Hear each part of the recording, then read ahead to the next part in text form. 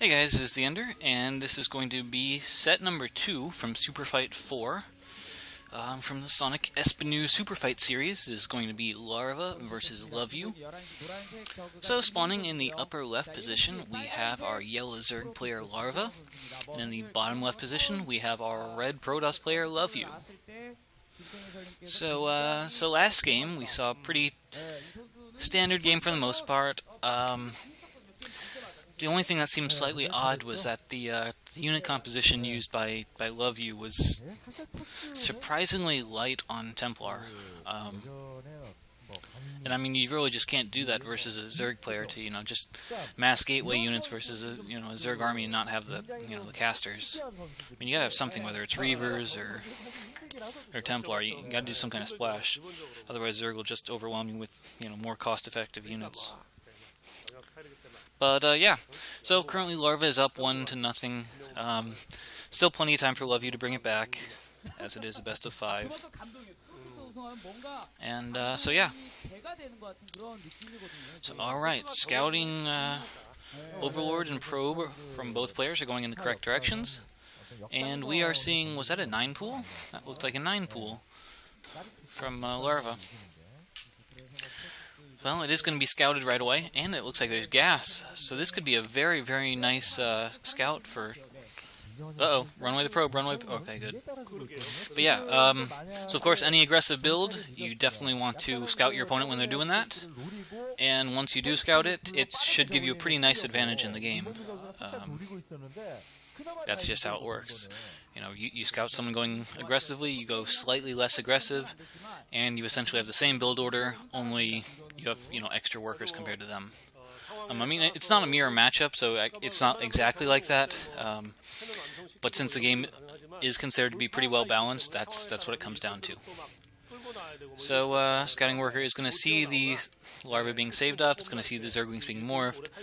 Chances are he'll leave it in the base or near the base, and then he'll use his probe, to follow, literally to follow the Zerglings back to his base. And he'll be ahead.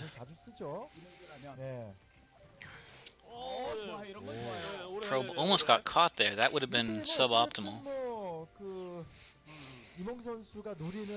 But since the Overlord sees the double cannon, Larva is not going to, commit to an attack. He's just going to stay at home and force the Scouting Worker away. Really nice probe micro from Loveu here.